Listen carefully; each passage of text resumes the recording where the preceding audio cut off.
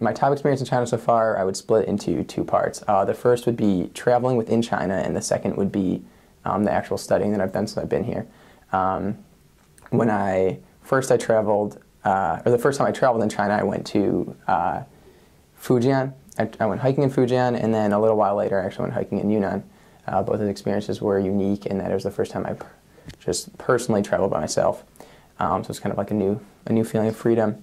And then the studying itself was the first time I've experienced a sort of immersion studying. That to me was very fulfilling, as I was able to like study Chinese and then use what I've studied. Yes.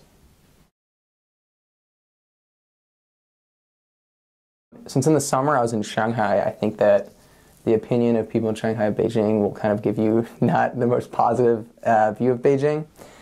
So I kind of didn't know what to expect, and I was kind of like, Beijing's polluted. That's all I mean, I just knew like there's a government and stuff, but I actually think after coming to Beijing, I like it more than Shanghai. I think it's a more interesting place to be, and I didn't really know that there was this kind of like the university culture, I think as a student is really interesting. 第一，我觉得我的写作文的能力有最大的进步。MIC 北京非常重视，就是写作文，在我们一对一课和热点话题课其实也在体验北京课。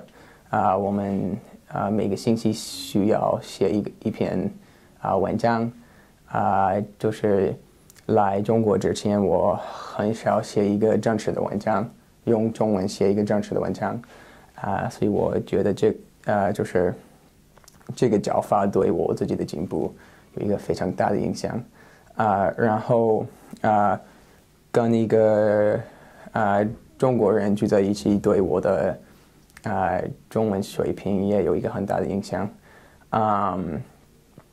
也因为你可以通过你的中国的通路来认识别的中国朋友，所以这个对你的口语和就是对你的你怎么了解中国也给你帮助和有一个很大的影响。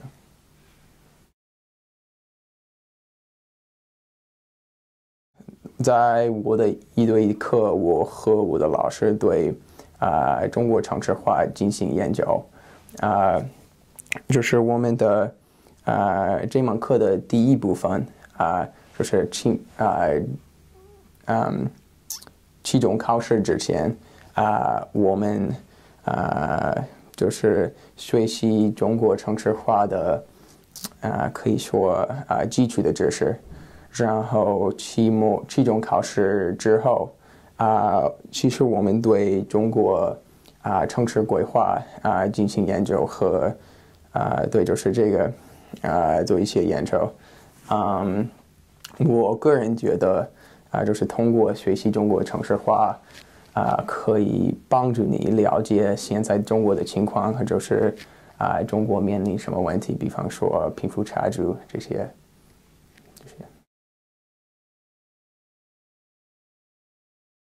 Living with a Chinese roommate has, I'd say, been one of the kind of highlights of my experience in Beijing.